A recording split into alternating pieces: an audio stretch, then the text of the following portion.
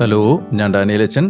നിങ്ങൾ കേട്ടുകൊണ്ടിരിക്കുന്നത് അസെൻഷൻ നിങ്ങളിലേക്ക് എത്തിക്കുന്ന ഒരു വർഷം കൊണ്ട് വിശുദ്ധ ബൈബിൾ വായിച്ച് മനസ്സിലാക്കാൻ സഹായിക്കുന്ന ബൈബിൾ ഇൻ എ ഇയർ എന്ന മലയാളം പോഡ്കാസ്റ്റാണ്. ഉൽപ്പത്തി മുതൽ വെളിപാട് വരെയുള്ള നമ്മുടെ ബൈബിൾ പാരായണത്തിന് ജെഫ് കെവിൻസിൻ്റെ the great adventure Bible time line എന്ന റീഡിംഗ് പ്ലാനാണ് നാം ഉപയോഗിക്കുന്നത്. ഈ വായനാ സഹായി ആവശ്യമുള്ളവർക്ക് BIYindia.com/മലയാളം എന്ന ലിങ്കിൽ നിന്ന് ഡൗൺലോഡ് ചെയ്ത് എടുക്കാവുന്നതാണ്. ഞാൻ വായിക്കുന്നത് POC മലയാളം ബൈബിൾ പരിഷ്കരിച്ച വിവർത്തനത്തിൽ നിന്നാണ്. ഇന്ന് ദിവസം 43. ഇന്നത്തെ വചന വായനയുടെ പാഠങ്ങൾ: പുറപ്പാട് പുസ്തകം 25ഉം 26ഉം അധ്യായങ്ങൾ, ലേവ്യരുടെ പുസ്തകം 19-ാം അധ്യായം, സങ്കീർത്തനങ്ങൾ 119, വാക്യങ്ങൾ 1 മുതൽ 56 വരെ. ഞാൻ വചനം വായിക്കുകയാണ്. ശ്രദ്ധാപൂർവം നിങ്ങളത് ശ്രവിക്കുക. കത്തോലിക്ക തിരുസഭയുടെ മതബോധന ഗ്രന്ഥം 104-ാമത്തെ പാരഗ്രാഫിൽ സഭ ഇപ്രകാരം പഠിപ്പിക്കുന്നു: വിശുദ്ധ ഗ്രന്ഥത്തിലൂടെ പിതാവായ ദൈവം തൻ്റെ മക്കളെ സന്ദർശിക്കുകയും അവരോട് സംസാരിക്കുകയും ചെയ്യുന്നു. നാം വചനം വായിക്കുമ്പോൾ ദൈവം നമ്മോട് സംസാരിക്കുന്നു. പുറപ്പാട് അധ്യായം 25. കർത്താവ് മോശയോട് ഇപ്രകാരം പറഞ്ഞു: എനിക്ക് വേണ്ടി ഒരു കാണിക്ക എടുക്കുന്നതിന് നീ ഇസ്രായേലരോട് ആവശ്യപ്പെടുക. ഹൃദയത്തിൽ പ്രചോദിതരാകുന്ന ഓരോരുത്തനിൽ നിന്നും എനിക്കുള്ള കാണിക്ക നിങ്ങൾ സ്വീകരിക്കുവിൻ. അവരിൽ നിന്ന് നിങ്ങൾ സ്വീകരിക്കേണ്ട കാണിക്ക ഇതാണ്: സ്വർണം, വെള്ളി, പിച്ചള, നീല, ധൂമ്ര, കടും ചുമപ്പ് നൂലുകൾ, ചണനൂലുകൾ, കോലാട്ടിൻ രോമം, ഊറക്കിട്ട മുട്ടാടിൻ തോലുകൾ, നിലക്കരടി തോലുകൾ, കരുവേലത്തടികൾ, ദീപത്തിനുള്ള എണ്ണ, അഭിഷേകതൈലത്തിനും പരിമളധൂപനത്തിനുമുള്ള സുഗന്ധദ്രവ്യങ്ങൾ, പ്രധാനയങ്കിക്കും ഉരസ്ത്രാണത്തിനുമുള്ള ഗോമേതകരത്നങ്ങൾ, പൂർണ്ണരത്നങ്ങൾ എന്നിവയാണ്. അവർ എനിക്കായി ഒരു വിശുദ്ധ നിവാസം പണിയട്ടെ. അപ്പോൾ ഞാൻ അവരുടെ മധ്യേ വാസമാക്കും. ഞാൻ നിനക്ക് കാണിച്ചു തരുന്നതെല്ലാം ആലയത്തിൻ്റെ മാതൃകയും അതിലെ ഉപകരണങ്ങളുടെ മാതൃകയും അനുസരിച്ച് അതേ പ്രകാരം നിങ്ങൾ നിർമ്മിക്കണം. അവർ ഒരു കരുവേലത്തടിയുടെ പേടകമുണ്ടാക്കണം. അതിൻ്റെ നീളം 2.5 മുഴം, വീതി 1.5 മുഴം, ഉയരം 1.5 മുഴം. നീ അത് ശുദ്ധ സ്വർണം പൊതിയണം. അകവും പുറവും പൊതിയണം. അതിനു മീതെ ഒരു സ്വർണ്ണ അരികുപട്ട ചുറ്റും പിടിപ്പിക്കണം. അതിനായി നീ 4 സ്വർണ്ണ വളയങ്ങൾ വാർക്കണം. അതിൻ്റെ 4 കീഴ്പ്പടികളിന്മേൽ 2 വളയങ്ങൾ ഒരു വശത്തും 2 വളയങ്ങൾ മറുവശത്തുമായി നീ ഉറപ്പിക്കണം. കരുവേലത്തടിയുടെ തണ്ടുകൾ ഉണ്ടാക്കി നീ അവ സ്വർണം പൊതിയണം. അവ കൊണ്ട് പേടകം സംവഹിക്കേണ്ടതിന് പേടകത്തിൻ്റെ പാർശ്വങ്ങളിലെ വളയങ്ങളിൽ നീ തണ്ടുകൾ കടത്തണം. തണ്ടുകൾ പേടകത്തിൻ്റെ വളയങ്ങളിൽ തന്നെ ഉണ്ടായിരിക്കണം. അവ അതിൽ നിന്ന് മാറരുത്. ഞാൻ നിനക്ക് തരാൻ പോകുന്ന സാക്ഷ്യഫലകം പേടകത്തിൽ നിക്ഷേപിക്കണം. ശുദ്ധ സ്വർണത്തിൻ്റെ ഒരു കൃപാസനം ഉണ്ടാക്കണം. അതിൻ്റെ നീളം 2.5 മുഴം, വീതി 1.5 മുഴം. നീ 2 സ്വർണ്ണ കരൂപുകളെ ഉണ്ടാക്കണം. കൃപാസനത്തിൻ്റെ 2 അറ്റത്തുമായി നീ അവ അടിച്ചു പണിത് രൂപപ്പെടുത്തണം. ഒരു കരൂപിനെ അങ്ങേയറ്റത്തും മറ്റേ കരൂപിനെ ഇങ്ങേയറ്റത്തുമായി നീ ഉണ്ടാക്കുക. കൃപാസനത്തിന്മേൽ 2 അറ്റത്തുമായാണ് നിങ്ങൾ കരൂപുകളെ ഉണ്ടാക്കേണ്ടത്. കെരൂബുകൾ മുകളിലേക്ക് ചിറകുകൾ വിരിച്ച് അവയുടെ ചിറകുകൾ കൊണ്ട് കൃപാസനത്തിന് മേലാപ്പൊരുക്കണം. അവ ഒന്നിനൊന്ന് അഭിമുഖമായിരിക്കണം. അവയുടെ മുഖങ്ങളാകട്ടെ കൃപാസനത്തിന് നേർക്കും. പേടകത്തിന്മേൽ നിന്ന് മുകളിലേക്ക് കൃപാസനം സ്ഥാപിക്കണം.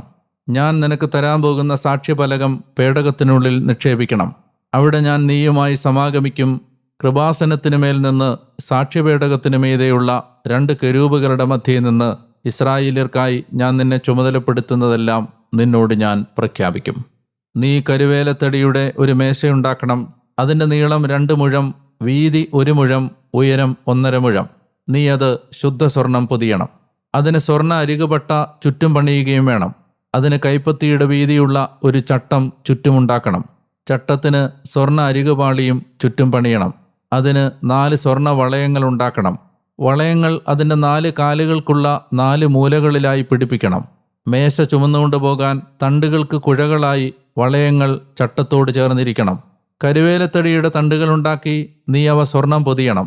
അവ കൊണ്ടാണ് മേശ സംവഹിക്കപ്പെടേണ്ടത്. അതിനുള്ള താലങ്ങളും തളികകളും കലശങ്ങളും പാനീയം ഒഴിച്ചു വെക്കുന്നതിനുള്ള ചഷകങ്ങളും ഉണ്ടാക്കണം. ശുദ്ധ സ്വർണം കൊണ്ട് നീ അവ ഉണ്ടാക്കണം. സാന്നിധ്യത്തിൻ്റെ അപ്പം നീ എൻ്റെ മുമ്പാകെ എപ്പോഴും മേശമേൽ വെച്ചിരിക്കണം. ശുദ്ധ സ്വർണത്തിൻ്റെ ഒരു വിളക്കുകാൽ നീ ഉണ്ടാക്കണം. അടിച്ചുപണിയായാണ് വിളക്കുകാൽ നിർമ്മിക്കപ്പെടേണ്ടത്. അതിൽ നിന്ന് തന്നെയായിരിക്കണം അതിൻ്റെ ചുവടും, അതിൻ്റെ തണ്ട്, മുട്ടുകൾ, മുകുളങ്ങൾ എന്നിവയും അതിൻ്റെ പുഷ്പങ്ങളും. അതിൻ്റെ വശങ്ങളിൽ നിന്ന് 6 ശിഖരങ്ങൾ പുറപ്പെടുന്നു. വിളക്കുകാലിൻ്റെ ഒരു വശത്ത് നിന്ന് 3 ശിഖരങ്ങൾ, വിളക്കുകാലിൻ്റെ രണ്ടാമത്തെ വശത്ത് നിന്ന് 3 ശിഖരങ്ങൾ. ഒരു ശിഖരത്തിൽ മുകുളവും പുഷ്പവുമുള്ള 3 മുട്ടുകൾ, അവയ്ക്ക് ബദാം പുഷ്പാകൃതി. അടുത്ത ശിഖരത്തിൽ മുകുളവും പുഷ്പവുമുള്ള 3 മുട്ടുകൾ, അവയ്ക്ക് ബദാം പുഷ്പാകൃതി. വിളക്കുതണ്ടിൽ നിന്ന് പുറപ്പെടുന്ന 6 ശിഖരങ്ങൾക്കും അപ്രകാരം തന്നെ. വിളക്കുതണ്ടിന്മേലാകട്ടെ 4 മുട്ടുകൾ, അതിൻ്റെ മുകുളത്തിനും പുഷ്പത്തിനും ബദാം പുഷ്പാകൃതി. അതിൽ നിന്നുള്ള ഒരു ജോഡി ശിഖരങ്ങളുടെ ചുവട്ടിൽ ഒരു മുകുളം, അതിൽ നിന്നുള്ള അടുത്ത ജോഡി ശിഖരങ്ങളുടെ ചുവട്ടിൽ ഒരു മുകുളം, അതിൽ നിന്നുള്ള അടുത്ത ജോഡി ശിഖരങ്ങളുടെ ചുവട്ടിൽ ഒരു മുകുളം. അങ്ങനെ വിളക്കുതണ്ടിൽ നിന്ന് പുറപ്പെടുന്ന 6 ശിഖരങ്ങൾ. അതിൽ നിന്നായിരിക്കണം അവയുടെ മുകുളങ്ങളും ശിഖരങ്ങളും. അത് മൊത്തം ശുദ്ധസ്വർണത്തിൻ്റെ ഒരു അടിച്ചുപണിയായിരിക്കണം. അതിൻ്റെ 7 ചരാതുകൾ നീ ഉണ്ടാക്കണം. അതിൻ്റെ പ്രതലത്തിനപ്പുറത്തേക്ക് പ്രകാശം പ്രസരിപ്പിക്കത്തക്ക വിധം ചരാതുകൾ ഉയർത്തി സ്ഥാപിക്കണം. അതിൻ്റെ ചവണകളും തട്ടങ്ങളും ശുദ്ധസ്വർണമായിരിക്കണം. 1 താലന്ത് ശുദ്ധസ്വർണം കൊണ്ട് ഈ സകല ഉപകരണങ്ങളോടും കൂടെ അതുണ്ടാക്കട്ടെ. മലയിൽ വെച്ച് നിനക്ക് ദൃശ്യമാക്കിയ അവയുടെ മാതൃകയിൽ നിർമ്മിക്കാൻ നീ ശ്രദ്ധിക്കുക. പുറപ്പാട് അധ്യായം 26. 10 മേൽവിരികളുള്ള ഒരാലയം നീ ഉണ്ടാക്കണം. പിരിച്ച ചണം, നീലധൂമ്ര, കടും ചുമപ്പ് നൂലുകൾ എന്നിവ കൊണ്ട് കെരൂബുകളെയും വിദഗ്ധ സൃഷ്ടിയായി നീ അവ ഉണ്ടാക്കണം. ഒരു മേൽവിരിയുടെ നീളം 28 മുഴം, ഒരു മേൽവിരിയുടെ വീതി 4 മുഴം. എല്ലാ മേൽവിരികൾക്കും ഒരേ അളവായിരിക്കണം. 5 മേൽവിരികൾ ഒന്നോടൊന്ന് കൂടിച്ചേർന്നിരിക്കണം. മറ്റേ 5 മേൽവിരികളും ഒന്നോടൊന്ന് കൂടിച്ചേർന്നിരിക്കണം. കൂട്ടിച്ചേർത്തതിൽ അഗ്രത്ത് നിന്ന് ആദ്യ മേൽവിരിയുടെ വക്കിൽ നീല നൂൽക്കണ്ണികൾ ഉണ്ടാക്കണം. രണ്ടാമത് കൂട്ടിയോജിപ്പിച്ചതിൽ അവസാനത്തെ മേൽവിരിയുടെ വക്കിലും അപ്രകാരം ചെയ്യണം. ആദ്യത്തെ മേൽവിരിയിൽ 50 കണ്ണികൾ ഉണ്ടാക്കണം. കൂട്ടിയോജിപ്പിച്ച രണ്ടാമത്തെ മേൽവിരിയുടെ അഗ്രത്തിലും 50 കണ്ണികൾ ഉണ്ടാക്കണം. കണ്ണികൾ ഒന്നൊന്നിനോട് നേർക്കായിരിക്കണം. നീ 50 സ്വർണ്ണക്കൊളുത്തുകൾ ഉണ്ടാക്കണം. കൊളുത്തുകൾ കൊണ്ട് നീ മേൽവിരികൾ ഒന്നിനോടൊന്ന് യോജിപ്പിക്കുമ്പോൾ ആലയം ഒന്നായിത്തീരും. കൂടാതെ ആലയത്തിന് മുകളിൽ കൂടാരമായി കോലാട്ടിൻ രോമം കൊണ്ടുള്ള മേൽവിരികൾ ഉണ്ടാക്കണം. 11 മേൽവിരികളായാണ് നീ അവ ഉണ്ടാക്കേണ്ടത്. ഒരു മേൽവിരിയുടെ നീളം 30 മുഴം, ഒരു മേൽവിരിയുടെ വീതി 4 മുഴം. 11 മേൽവിരികൾക്കും ഒരേ അളവ്. 5 മേൽവിരികൾ പ്രത്യേകമായും 6 മേൽവിരികൾ പ്രത്യേകമായും യോജിപ്പിക്കണം. 6-ാമത്തെ മേൽവിരി കൂടാരത്തിൻ്റെ മുൻഭാഗത്ത് മടക്കിയിടണം. കൂട്ടിയോജിപ്പിച്ച 1-ാമത്തെ മേൽവിരിയുടെ വക്കിൽ അഗ്രഭാഗത്ത് 50 കണ്ണികളും കൂട്ടിയോജിപ്പിച്ച 2-ാമത്തെ മേൽവിരിയുടെ വക്കിൽ 50 കണ്ണികളും ഉണ്ടാക്കണം. 50 പിച്ചള കൊളുത്തുകൾ നീ ഉണ്ടാക്കണം. കൊളുത്തുകൾ കണ്ണികളിലിട്ട് കൂടാരം നീ യോജിപ്പിക്കുമ്പോൾ അതൊന്നായിത്തീരും. കൂടാര മേൽവിരികളുടെ അധികം വന്ന ഭാഗം, അതായത് അധികം വന്ന വിരിയുടെ പകുതി ആലയത്തിൻ്റെ പിന്നിൽ തൂക്കിയിടണം. കൂടാര മേൽവിരികളുടെ നീളത്തിൽ അപ്പുറത്ത് 1 മുഴവും ഇപ്പുറത്ത് 1 മുഴവും അധികം വന്നത് ആലയത്തിൻ്റെ വശങ്ങളിൽ അപ്പുറവും ഇപ്പുറവും അതിനെ മറയ്ക്കാനായി തൂങ്ങിക്കിടക്കട്ടെ. ഊറയ്ക്കിട്ട മുട്ടാടിൻ തോലിൻ്റെ ഒരാവരണം കൂടാരത്തിനു വേണ്ടി നീ ഉണ്ടാക്കണം. അതിന് മുകളിലായി നിലക്കരടിത്തോലിൻ്റെ ഒരാവരണവും. ലംബമായ കരിവേലത്തടി കൊണ്ട് ആലയത്തിനായി നീ ക്രാസികൾ ഉണ്ടാക്കണം. ക്രാസി ഒന്നിൻ്റെ വീതി 1.5 മുഴം, ക്രാസിയുടെ നീളം 10 മുഴം. ഒന്നൊന്നിനോട് കൂട്ടിയിണക്കുന്ന 2 തള്ളുകൾ വീതം ഓരോ ക്രാസിക്കും വേണം. ആലയത്തിൻ്റെ എല്ലാ ക്രാസികൾക്കും അപ്രകാരം നീ ഉണ്ടാക്കണം. ആലയത്തിനായി ക്രാസികൾ നീ ഉണ്ടാക്കണം. തെക്കുവശത്ത് തെക്കോട്ട് 20 ക്രാസികൾ. 20 ക്രാസികളുടെ കീഴിലായി 40 വെള്ളിപ്പാത കുടങ്ങൾ നീ ഉണ്ടാക്കണം. ഒരു ക്രാസിയുടെ 2 തള്ളുകൾക്ക് കീഴിലായി 2 പാദകുടങ്ങൾ, മറ്റേ ക്രാസിയുടെ 2 തള്ളുകൾക്ക് കീഴിലായി 2 പാദകുടങ്ങൾ. ആലയത്തിൻ്റെ 2-ാമത്തെ വശത്തിനായി, അതായത് വടക്ക് വശത്തിനായി 20 ക്രാസികൾ. അവയുടെ 40 പാദകുടങ്ങൾ വെള്ളിയായിരിക്കണം. ഒരു ക്രാസിക്ക് കീഴിൽ 2 പാദകുടങ്ങൾ, 2 പാദകുടങ്ങൾ മറ്റേ ക്രാസിക്ക് കീഴിൽ. ആലയത്തിൻ്റെ പിൻഭാഗമായ പടിഞ്ഞാറ് വശത്ത് നീ 6 ക്രാസികൾ നിർമ്മിക്കണം. പിൻഭാഗത്ത് ആലയത്തിൻ്റെ മൂലകൾക്കായി 2 ക്രാസികൾ നീ ഉണ്ടാക്കണം. അവ ചുവട് മുതൽ ജോഡിയായിരിക്കണം. തലയ്ക്കലും അവ ജോഡിയായി ഒരേ വളയത്തിലായിരിക്കണം. അവ രണ്ടിനും അതിപ്രകാരമായിരിക്കണം. അവ 2 മൂലകളായിത്തീരും. 8 ക്രാസികൾ ഉണ്ടായിരിക്കണം. അവയുടെ പാദകുടങ്ങൾ വെള്ളിയായിരിക്കണം. 16 പാദകുടങ്ങൾ. ഒരു ക്രാസിയുടെ ചുവട്ടിൽ 2 പാദകുടങ്ങൾ, മറ്റൊരു ക്രാസിയുടെ ചുവട്ടിൽ 2 പാദകുടങ്ങൾ. നീ കരിവേലത്തടി കൊണ്ട് ആലയത്തിൻ്റെ 1-ാമത്തെ വശത്തെ ക്രാസികൾക്ക് 5 അഴികൾ ഉണ്ടാക്കണം. ആലയത്തിൻ്റെ 2-ാമത്തെ വശത്തെ ക്രാസികൾക്ക് 5 അഴികളും, പിൻഭാഗത്ത് പടിഞ്ഞാറായി ആലയത്തിൻ്റെ വശത്തെ ക്രാസികൾക്ക് 5 അഴികളും. നടുവിലെ അഴി ഒരറ്റം മുതൽ മറ്റേ അറ്റം വരെ ക്രാസികളുടെ മധ്യത്തിലൂടെ കടക്കണം. ക്രാസികൾ നീ സ്വർണം പൊതിയണം. അഴികൾക്ക് സങ്കേതങ്ങളായ അവയുടെ വളയങ്ങൾ സ്വർണം കൊണ്ട് നീ ഉണ്ടാക്കണം. അഴികളും സ്വർണം പൊതിയണം. നീ ആലയം സ്ഥാപിക്കേണ്ടത് മലയിൽ നീ കാണാനിടയായ അതിൻ്റെ വിധിപ്രകാരമായിരിക്കണം. നീല, ധൂമ്ര, കടും ചുമപ്പ് നൂലുകൾ, പിരിച്ച ചണം എന്നിവ കൊണ്ട് നീ ഒരു തിരശ്ശീലയുണ്ടാക്കണം. കെരൂബുകളുള്ള വിദഗ്ധ കലാസൃഷ്ടിയായി അതവൻ സജ്ജമാക്കട്ടെ. 4 വെള്ളിപ്പാതകുടങ്ങളിന്മേൽ കരുവേലം കൊണ്ടുള്ള സ്വർണം പൊതിഞ്ഞ 4 തൂണുകളിൽ നീ അത് ഘടിപ്പിക്കണം. അവയുടെ കൊളുത്തുകളും സ്വർണമായിരിക്കണം. കൊളുത്തുകളിൽ തിരശ്ശീല താഴേക്കിട്ടതിന് ശേഷം അവിടേക്ക് തിരശ്ശീലയുടെ ഉള്ളിലേക്ക് നീ സാക്ഷ്യപേടകം കൊണ്ടുവരണം. തിരശ്ശീല നിങ്ങളെ സംബന്ധിച്ചിടത്തോളം വിശുദ്ധ സ്ഥലത്തെയും അതിവിശുദ്ധ സ്ഥലത്തെയും തമ്മിൽ വേർതിരിക്കും. അതിവിശുദ്ധ സ്ഥലത്ത് സാക്ഷ്യപേടകത്തിന് മുകളിൽ നീ കൃപാസനം സ്ഥാപിക്കണം. തിരശ്ശീലയ്ക്ക് വെളിയിൽ മേശയും മേശയ്ക്കെതിരെ ആലയത്തിൻ്റെ തെക്കുവശത്തായി വിളക്കുകാലും നീ വെക്കണം. മേശ വടക്കുവശത്തായി സ്ഥാപിക്കണം. നീല, ധൂമ്ര, കടും ചുമപ്പ് നൂലുകളും പിരിച്ച ചണവും കൊണ്ടുള്ള ചിത്രത്തുന്നൽപ്പണിയായ ഒരു വിരി കൂടാരവാതിലിന് നീ ഉണ്ടാക്കണം. വിരിക്കായി 5 കരുവേല തൂണുകൾ ഉണ്ടാക്കണം. അവ സ്വർണം പൊതിയണം. അവയുടെ കൊളുത്തുകളും സ്വർണമായിരിക്കണം. 5 പിച്ചളപ്പാതകുടങ്ങൾ നീ അവയ്ക്ക് വേണ്ടി വാർക്കണം. ലേവ്യർ അധ്യായം 19. കർത്താവ് മോശയോട് അരുൾ ചെയ്തു, ഇസ്രായേലി സമൂഹത്തോട് മുഴുവൻ നീ പ്രഖ്യാപിക്കുക, നിങ്ങൾ പരിശുദ്ധരായിരിക്കുവിൻ. എന്തെന്നാൽ ഞാൻ നിങ്ങളുടെ ദൈവമായ കർത്താവ് പരിശുദ്ധനാകുന്നു. നിങ്ങൾ ഓരോ ആളും തൻ്റെ മാതാവിനെയും പിതാവിനെയും ഭയപ്പെടണം. എൻ്റെ സാബത്തുകൾ നിങ്ങൾ ആചരിക്കണം. ഞാനാണ് നിങ്ങളുടെ ദൈവമായ കർത്താവ്. നിങ്ങൾ വിഗ്രഹങ്ങളിലേക്ക് തിരിയരുത്. നിങ്ങൾക്കായി ദൈവങ്ങളെ വാർത്തുണ്ടാക്കരുത്. ഞാനാണ് നിങ്ങളുടെ ദൈവമായ കർത്താവ്. കർത്താവിന് സമാധാന ബലി അർപ്പിക്കുമ്പോൾ സ്വീകാര്യത നേടും വിധം അത് അർപ്പിക്കണം. നിങ്ങളുടെ ബലിയർപ്പണ ദിനത്തിലും പിറ്റേന്നുമായി അത് ഭക്ഷിക്കപ്പെടണം. 3-ാം ദിവസത്തേക്ക് അവശേഷിക്കുന്നത് അഗ്നിയിൽ ദഹിപ്പിക്കപ്പെടണം. 3-ാം ദിവസം അത് തുടർന്നും ഭക്ഷിക്കപ്പെടുന്നത് നിന്ദ്യമാണ്. അത് സ്വീകാര്യമാവുകയില്ല. അത് ഭക്ഷിക്കുന്നവർ സ്വന്തം കുറ്റം വഹിക്കണം. എന്തെന്നാൽ അവൻ കർത്താവിൻ്റെ വിശുദ്ധ വസ്തു അവഹേളിച്ചു. അതിനാൽ ആ വ്യക്തി സ്വജനങ്ങളിൽ നിന്ന് വിച്ഛേദിക്കപ്പെടണം. നിങ്ങളുടെ നാടിൻ്റെ വിള നിങ്ങൾ കൊയ്യുമ്പോൾ വയലിൻ്റെ അരിക് കൊയ്തു തീർക്കരുത്. നീ നിന്റെ വിളയുടെ കാലാ പെറുക്കരുത്. നിന്റെ മുന്തിരിത്തോട്ടം അടച്ചു പറിക്കരുത്. നിന്റെ മുന്തിരിയുടെ ഉതിർഫലം നീ പെറുക്കിയെടുക്കരുത്. നീ അവ പാവപ്പെട്ടവനും പ്രവാസിക്കുമായി വിടണം. ഞാനാണ് നിങ്ങളുടെ ദൈവമായ കർത്താവ്. നിങ്ങൾ മോഷ്ടിക്കരുത്, വഞ്ചിക്കരുത്, പരസ്പരം വ്യാജമായി പെരുമാറുകയും അരുത്. നിന്റെ ദൈവത്തിൻ്റെ നാമം അവഹേളിക്കത്തക്ക വിധം വ്യാജമായതിനു വേണ്ടി നിങ്ങൾ എൻ്റെ നാമത്തിൽ ആണയിടരുത്. ഞാനാണ് കർത്താവ്. നീ നിന്റെ അയൽക്കാരനെ ചൂഷണം ചെയ്യരുത്, കൊള്ളയടിക്കരുത്. ദിവസക്കൂലിക്കാരൻ്റെ വേതനം നിന്റെ പക്കൽ പ്രഭാതം വരെ വൈകിക്കരുത്. ചെകിടനെ നീ ശപിക്കരുത്, കുരുടൻ്റെ മുമ്പിൽ തടസ്സം വെക്കരുത്. നിന്റെ ദൈവത്തെ പ്രതി നീ ഭയപ്പെടണം. ഞാനാണ് കർത്താവ്. ന്യായവിധിയിൽ നിങ്ങൾ അന്യായം പ്രവർത്തിക്കരുത്. ദരിദ്രൻ്റെ മുഖം നീ ഗവനിക്കേണ്ട, വലിയവൻ്റെ മുഖം പരിഗണിക്കുകയും വേണ്ട. നീതിപൂർവം നീ അയൽക്കാരനെ ന്യായം വിധിക്കണം. നീ നിന്റെ ജനത്തിനെതിരെ പരദൂഷണവുമായി നടക്കരുത്. നിന്റെ അയൽക്കാരൻ്റെ രക്തത്തിനെതിരെ നിലകൊള്ളരുത്. ഞാനാണ് കർത്താവ്. നിന്റെ ഹൃദയത്തിൽ നിന്റെ സഹോദരനെ നീ വെറുക്കരുത്. നിന്റെ സ്നേഹിതനെ നീ ശാസിക്കുക തന്നെ വേണം. അപ്പോൾ നീ അവനെ പ്രതി പാപമേൽക്കാതിരിക്കും. നിന്റെ ജനവിഭാഗത്തോട് പ്രതികാരം ചെയ്യുകയോ പക സൂക്ഷിക്കുകയോ അരുത്. നിന്നെപ്പോലെ നിന്റെ അയൽക്കാരനെ സ്നേഹിക്കണം. ഞാനാണ് കർത്താവ്. എൻ്റെ ചട്ടങ്ങൾ നിങ്ങൾ കാത്തു സൂക്ഷിക്കണം. നിന്റെ മൃഗത്തെ ഭിന്നയിനവുമായി ഇണചേർക്കരുത്. നിന്റെ വയലിൽ ഭിന്നയിനം വിത്ത് വിതയ്ക്കരുത്. ഭിന്നയിന നിർമ്മിതമായ വസ്ത്രങ്ങൾ നീ ധരിക്കുകയും അരുത്. ഒരു സ്ത്രീ ഒരു പുരുഷന് വിവാഹം നിശ്ചയിച്ചിട്ടുള്ളവളും പൂർണ്ണമായും വീണ്ടെടുക്കപ്പെടാത്തവളും സ്വാതന്ത്ര്യം നൽകപ്പെടാത്തവളുമായ പരിചാരികയായിരിക്കെ ഒരു പുരുഷൻ അവളോടൊത്ത് ലൈംഗിക ശയനം നടത്തിയാൽ ന്യായവിചാരണയുണ്ടാകണം. എന്നാൽ അവർ വധിക്കപ്പെടരുത്, കാരണം അവൾ സ്വതന്ത്രയാക്കപ്പെടാത്തവളാണ്. അവനാകട്ടെ കർത്താവിനുള്ള തൻ്റെ പ്രായശ്ചിത്തയാഗമായി സമാഗമ കൂടാരവാതിൽക്കൽ ഒരു പ്രായശ്ചിത്തമുട്ടാടിനെ കൊണ്ടുവരണം.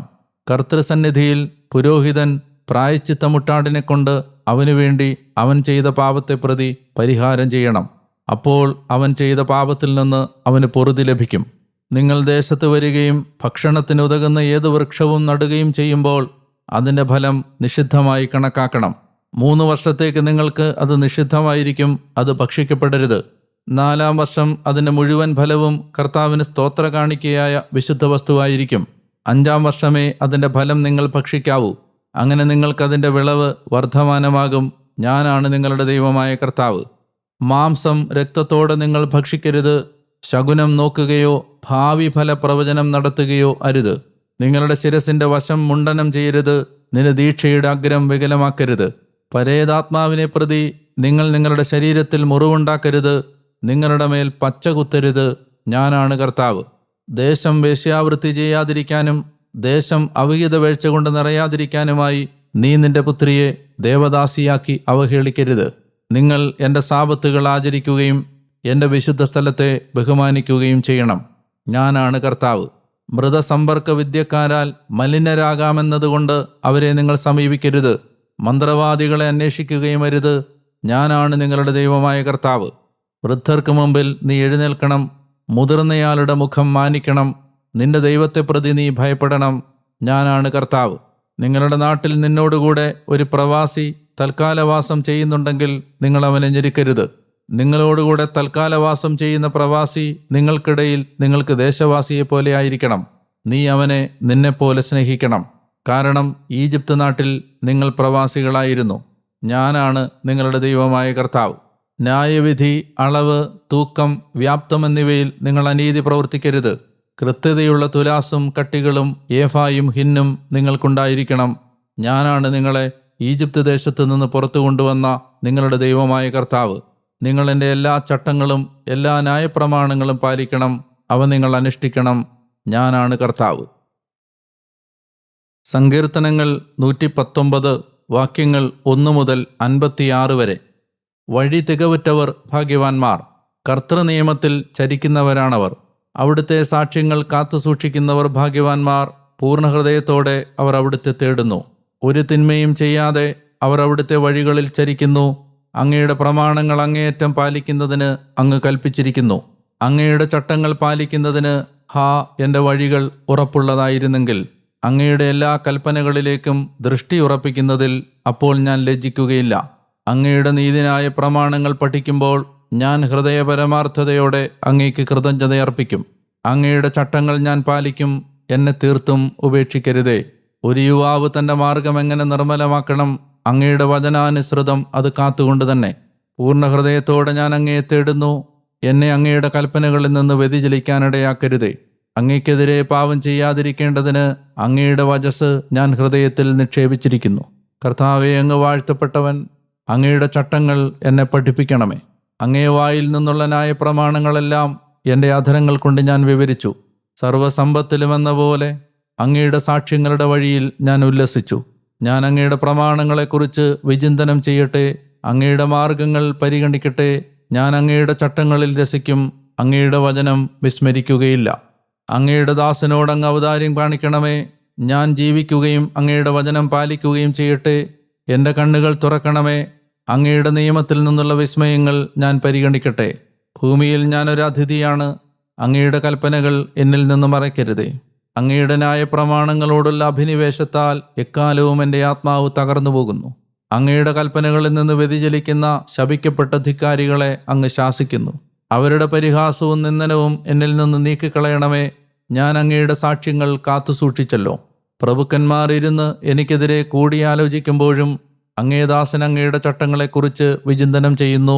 മാത്രമല്ല, എൻ്റെ ഉപദേഷ്ടാക്കളായ തിരുസാക്ഷ്യങ്ങളാണ് എൻ്റെ പ്രമോദം.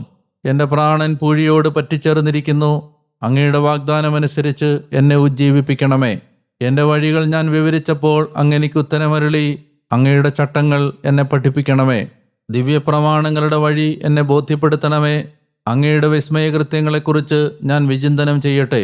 ദുഃഖം മൂലം എൻ്റെ ആത്മാവ് കേഴുന്നു. അങ്ങയുടെ വാഗ്ദാനമനുസരിച്ച് എന്നെ ശക്തിപ്പെടുത്തണമേ. വ്യാജത്തിൻ്റെ വഴി എന്നിൽ നിന്നകറ്റണമേ. അങ്ങയുടെ നിയമം എനിക്ക് കനിഞ്ഞേകണമേ. ഞാൻ വിശ്വസ്തതയുടെ വഴി തിരഞ്ഞെടുത്തിരിക്കുന്നു. അങ്ങയുടെ ന്യായപ്രമാണങ്ങളോട് ഞാൻ സമരസപ്പെട്ടു. അങ്ങയുടെ സാക്ഷ്യങ്ങളോട് ഞാൻ ഒട്ടിനിൽക്കുന്നു. കർത്താവെ, എന്നെ ലജ്ജിതനാക്കരുതേ. അങ്ങൻ്റെ മനസ്സ് വിശാലമാക്കുന്നതുകൊണ്ട് അങ്ങയുടെ കൽപ്പനകളുടെ വഴിയെ ഞാൻ ഓടും. കർത്താവെ, അങ്ങയുടെ ചട്ടങ്ങളുടെ വഴി എന്നെ പഠിപ്പിക്കണമേ. അന്ത്യം വരെ ഞാനത് കാത്തുസൂക്ഷിക്കട്ടെ.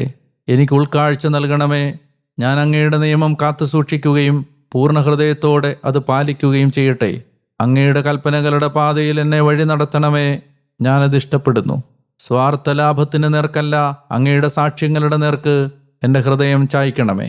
വ്യാജത്തിൻ്റെ കാഴ്ചയിൽ നിന്ന് എൻ്റെ കണ്ണുകളെ ഒഴിവാക്കണമേ. അങ്ങയുടെ വഴിയിൽ എനിക്ക് ജീവൻ നൽകണമേ. അങ്ങയെ ഭയപ്പെടുന്നവർക്കുള്ള തിരുവാഗ്ദാനം അങ്ങേ ദാസനു വേണ്ടി സ്ഥിരപ്പെടുത്തണമേ.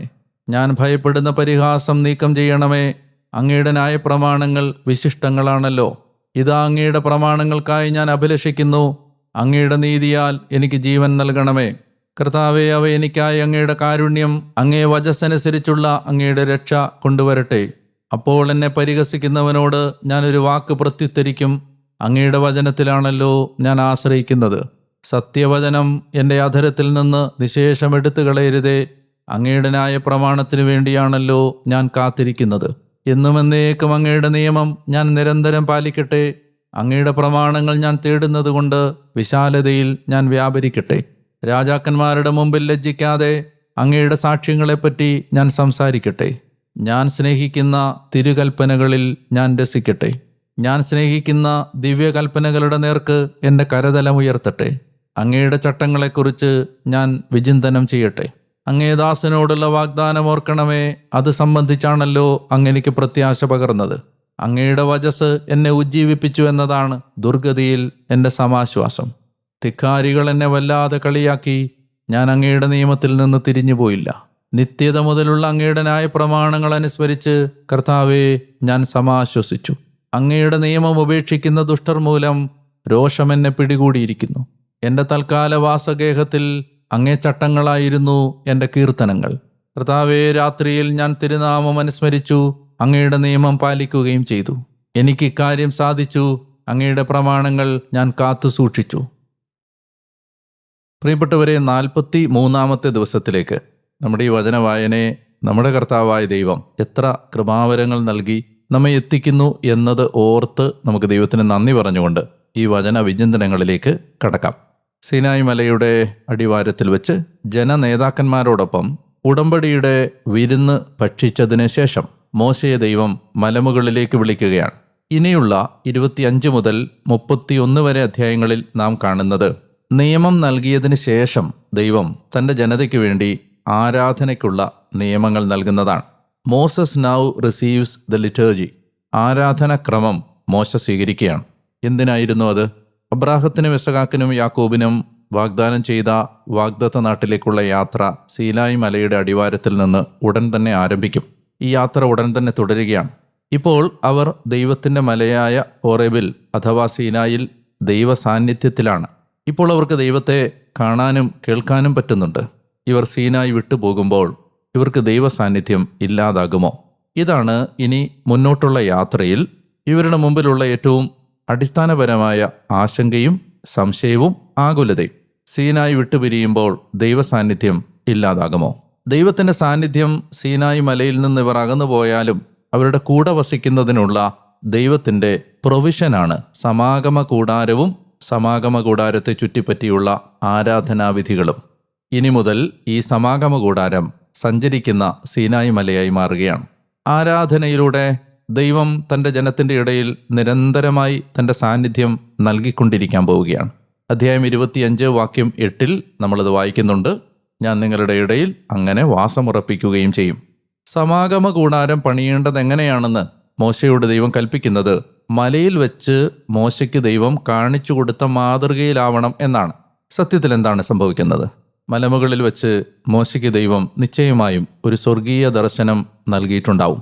സ്വർഗത്തിൽ നടക്കുന്ന ആരാധന മോശ ദർശിച്ചിട്ടുണ്ടാവും. സ്വർഗീയ ആരാധനയുടെ മാതൃകയിലാവണം ഭൗമിക ആരാധന നിർവഹിക്കപ്പെടേണ്ടത് എന്ന് ദൈവം മോശയ്ക്ക് കാണിച്ചു കൊടുത്തു. So now the earthly liturgy is modelled on the heavenly liturgy. നമ്മൾ മനസ്സിലാക്കേണ്ട വളരെ പ്രധാനപ്പെട്ടൊരു കാര്യം, പുറപ്പാട് പുസ്തകത്തിൻ്റെ ഏതാണ്ട് 1/3 ഭാഗവും അപഹരിക്കുന്നത് സമാഗമ കൂടാരത്തെ സംബന്ധിച്ചും അവിടെയുള്ള ആരാധനകളെ സംബന്ധിച്ചുമുള്ള വിവരണങ്ങളാണ്. എന്തിനാണ് ഇത്രയും ലെങ്തിയായ ഒരു വിശദീകരണം ഈ കാര്യത്തെക്കുറിച്ച് നൽകിയിട്ടുള്ളത് എന്ന് ചോദിച്ചാൽ ദൈവത്തിന് അതത്രമാത്രം പ്രധാനപ്പെട്ടതായതുകൊണ്ടാണ് എന്നാണ് അതിനുള്ള ഉത്തരം. ആരാധനയിലേക്കാണ് ദൈവം തൻ്റെ ജനത്തെ നയിച്ചുകൊണ്ടിരിക്കുന്നത്.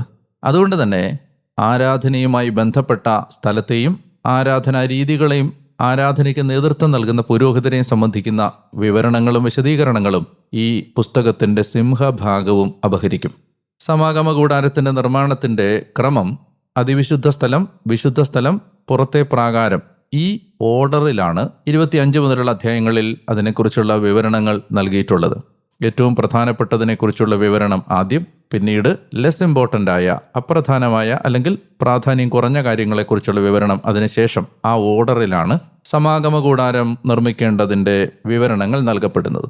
ദൈവം ഈ ജനത്തോട് ഇനി സംസാരിക്കുകയും ജനത്തോട് ഇടപെടുകയും ചെയ്യാൻ പോകുന്നത് വാഗ്ദാന പേടകത്തിൻ്റെ മുകളിലുള്ള, സാക്ഷ്യപേടകത്തിൻ്റെ മുകളിലുള്ള കൃപാസനത്തിൽ നിന്നാണ്, അല്ലെങ്കിൽ കരുണയുടെ ഇരിപ്പിടത്തിൽ നിന്നാണ്, മേഴ്സി സീറ്റിൽ നിന്നാണ്.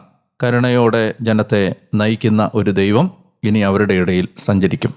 ഇത് കൂടാതെ 25-ാമത്തെ അധ്യായത്തിൽ കാണുന്ന മറ്റ് 2 പ്രധാനപ്പെട്ട കാര്യങ്ങളാണ് തിരുസാന്നിധ്യത്തിൻ്റെ അപ്പവും അതുപോലെ തന്നെ മെനോറ 7 കാലുള്ള വിളക്കും. ബ്രെഡ് ഓഫ് പ്രസൻസ് അഥവാ സാന്നിധ്യത്തിൻ്റെ അപ്പം 12 അപ്പക്കഷണങ്ങളാണ് മേശമേൽ ഒരുക്കി വെച്ചിരിക്കുന്നത്. അത് സൂചിപ്പിച്ചിരുന്നത് 12 ഗോത്രങ്ങളെയാണ്, അല്ലെങ്കിൽ ഇസ്രായേൽ എന്ന ജനതയാണ്.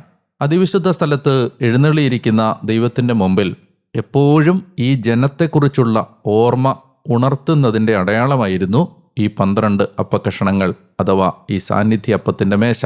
ദൈവജനം എപ്പോഴും ദൈവത്തിൻ്റെ മുമ്പാകെ നിർത്തപ്പെട്ടിരിക്കുന്നു, ദൈവത്തിൻ്റെ ഓർമ്മകളിൽ ഉണർത്തപ്പെട്ടിരിക്കുന്നു. മെനോറ അഥവാ വിളക്കുകാൽ മോശ മരുഭൂമിയിൽ കണ്ട മുൾപ്പടർപ്പിൻ്റെ സൂചനയായിരുന്നു, അല്ലെങ്കിൽ അത് ദൈവം തൻ്റെ ജനത്തെ നോക്കി നിൽക്കുന്നതിൻ്റെ സൂചനയായിരുന്നു. എന്തുകൊണ്ടാണ് അങ്ങനെ പറയുന്നതെന്ന് വെച്ചാൽ, ബദാം വൃക്ഷത്തിൻ്റെ മാതൃകയിലാണ് ഇത് ഉണ്ടാക്കേണ്ടതെന്ന് ആ വിവരണങ്ങൾ വായിച്ചപ്പോൾ നമുക്ക് മനസ്സിലായി. ആൽമണ്ട് ട്രീ അഥവാ ബദാം വൃക്ഷത്തിന് ഉള്ള മറ്റൊരു പേരാണ് ജാഗ്രതാ വൃക്ഷം. വാച്ചിങ് ഓവർ, ദൈവം തൻ്റെ ജനത്തെ ജാഗ്രതയോടെ നോക്കിക്കൊണ്ടേയിരിക്കുന്നു എന്ന ഒരർത്ഥം കൂടി ഈ വൃക്ഷത്തിനുണ്ട്. അപ്പോൾ അതുകൊണ്ട് ബദാം വൃക്ഷത്തിൻ്റെ മാതൃകയിൽ ഉണ്ടാക്കണം എന്ന്, മെനോറ ഉണ്ടാക്കണം എന്ന് ദൈവം കൽപ്പിക്കുമ്പോൾ, നമ്മൾ നേരത്തെ കണ്ടിരുന്നു 12 അപ്പക്കഷണങ്ങളുള്ള സാന്നിധ്യ അപ്പത്തിൻ്റെ മേശ ഇസ്രായേൽ ജനം ദൈവസന്നിധിയിൽ നിൽക്കുന്നതിൻ്റെ പ്രതീകമാണ്. അങ്ങനെയാണെങ്കിൽ അതിന് എതിർവശത്തായിട്ട് ആ സാന്നിധ്യ അപ്പത്തിന് അഭിമുഖമായിട്ടാണ് ഈ വിളക്കുകാൽ വെച്ചിരുന്നത്. അതായത് ഇസ്രായേൽ ജനത്തെ പ്രതിനിധാനം ചെയ്യുന്ന സാന്നിധ്യ അപ്പത്തിൻ്റെ മേശയിലേക്ക് നോക്കി നിൽക്കുന്ന ഒരു വൃക്ഷത്തിൻ്റെ രൂപത്തിലാണ് ഈ വിളക്കുകാൽ ക്രമീകരിച്ചിരുന്നത്. അതിൻ്റെ ആലങ്കാരികമായ അർത്ഥം തൻ്റെ ജനത്തിന് കാവൽ നിൽക്കുന്ന, തൻ്റെ ജനത്തെ എപ്പോഴും വാച്ച് ഓവർ ചെയ്യുന്ന, ജാഗ്രതയോടെ നോക്കുന്ന, സംരക്ഷിക്കുന്ന ദൈവത്തിൻ്റെ അടയാളമായിരുന്നു 7 കാലുള്ള വിളക്ക്. ഞാൻ നേരത്തെ പറഞ്ഞിരുന്നു, സഞ്ചരിക്കുന്ന സീനായി മലയായി ഇനി സമാഗമ കൂടാരം മാറാൻ പോവുകയാണ്. സത്യത്തിൽ സീനായി മലയുടെ അതേ മാതൃകയിലാണ് ഈ സമാഗമ കൂടാരം നിർമ്മിക്കപ്പെടുന്നത്. എന്ന് വെച്ചാൽ സീനായി മലയുടെ പുറത്ത് താഴെ ജനങ്ങൾക്ക് നിൽക്കാനുള്ള അവകാശം, കുറെ കൂടി ഉയർന്ന് 70 ശ്രേഷ്ഠന്മാരും നാദാബും അബീഹുവും അഹറോനും കയറി ചെല്ലാൻ പറ്റുന്ന സ്ഥലം, പിന്നീട് ഏറ്റവും മുകളിലേക്ക് മോശ മാത്രം കയറി ചെല്ലാൻ ദൈവം ആവശ്യപ്പെടുന്നു. പ്രാകാരം, വിശുദ്ധ സ്ഥലം, അതിവിശുദ്ധ സ്ഥലം എന്നതിൻ്റെ ഒരു മോഡലാണ് സീനായി മലയുടെ ഈ 3 തരം തിരിവുകൾ. അതുപോലെ തന്നെ സമാഗമ കൂടാരത്തിനകത്തെ മെനോറ അല്ലെങ്കിൽ വിളക്കുകാൽ ഞാൻ സൂചിപ്പിച്ചിരുന്നു. ഈ സീനായി മലയിൽ വെച്ച് മോശ കണ്ട മുൾപ്പടർപ്പിന്, അല്ലെങ്കിൽ മോശയോട് സംസാരിച്ച, മുൾപ്പടർപ്പിലൂടെ സംസാരിച്ച ദൈവത്തിൻ്റെ പ്രതീകവും ആയിരുന്നു. അങ്ങനെ സഞ്ചരിക്കുന്ന സീനായി മലയായി ഇത് മാറാൻ പോവുകയാണ്. അങ്ങനെ ജനത്തോടുകൂടി ദൈവം യാത്ര തിരിക്കുന്നതിൻ്റെ നിർദ്ദേശങ്ങളാണ് സമാഗമ കൂടാരവുമായി ബന്ധപ്പെട്ട നിർദ്ദേശങ്ങളെല്ലാം തന്നെ. ഇസ്രായേലിൻ്റെ ജീവിതത്തിലെ ഏറ്റവും നിർണായകമായ ഒരു ഘട്ടം ഇവിടെ ആരംഭിക്കുകയാണ്. പ്രിയമുള്ളവരെ, ഒരു നിമിഷം ഞാൻ പ്രാർത്ഥിക്കുന്നു. കർത്താവേ, കൂടെ നടക്കുന്ന, കൂടെ വസിക്കുന്ന, കൂടെ യാത്ര ചെയ്യുന്ന, ഞങ്ങളെപ്പോഴും ജാഗ്രതയോടെ നോക്കിക്കൊണ്ടേയിരിക്കുന്ന, കാവൽ ചെയ്യുന്ന, സംരക്ഷിക്കുന്ന ഒരു ദൈവത്തെ ഇന്നത്തെ വായനകളിലൂടെ ഞങ്ങൾക്ക് പരിചയപ്പെടുത്തി തന്നതിന് ഞങ്ങൾ അങ്ങേക്ക് നന്ദി പറയുന്നു. ഈ വചനത്തിനായി ഞാൻ അങ്ങേ സ്തുതിക്കുന്നു. കർത്താവേ, ഈ സ്വരം കേട്ടുകൊണ്ടിരിക്കുന്ന എല്ലാ മക്കളെയും ഇന്ന് കർത്താവ് പ്രത്യേകമായി അനുഗ്രഹിക്കുകയും ആശ്വസിപ്പിക്കുകയും സംരക്ഷിക്കുകയും ചെയ്യണമേ എന്ന് ഞാൻ പ്രാർത്ഥിക്കുന്നു. പ്രിയപ്പെട്ടവരെ, കർത്താവ് നിങ്ങളെ പ്രത്യേകം അനുഗ്രഹിക്കട്ടെ എന്ന് ഞാൻ പ്രാർത്ഥിക്കുകയാണ്. ഇത് കേട്ടുകൊണ്ടിരിക്കുന്ന ഓഡിയോ പ്ലാറ്റ്ഫോം എന്തു തന്നെയാണെങ്കിലും അത് നിങ്ങൾ സബ്സ്ക്രൈബ് ചെയ്താൽ മുടക്കം കൂടാതെ നിങ്ങൾക്ക് ഈ വചന വിചിന്തനത്തിലും വചന വായനയിലും പങ്കെടുക്കാൻ കഴിയും. നാളെ വീണ്ടും ഈ സ്വരം നിങ്ങളുടെ അടുത്തേക്ക് എത്തും വരെ മറക്കരുത്. ഞാൻ ഡാനിയേലച്ചൻ, ഞാൻ നിങ്ങൾക്ക് വേണ്ടി പ്രാർത്ഥിച്ചുകൊണ്ടേയിരിക്കുന്നു. അതുവരെ നമുക്ക് സ്നേഹിക്കാം, പ്രാർത്ഥിക്കാം. കർത്താവ് ഈശോ മിശിഹായെ ഒരാളോടെങ്കിലും പങ്കുവെക്കാൻ പരിശ്രമിക്കാം. ഒരു നല്ല ദിവസം നിങ്ങൾക്ക് ഞാൻ നേരുന്നു. ദൈവം നിങ്ങളെ അനുഗ്രഹിക്കട്ടെ.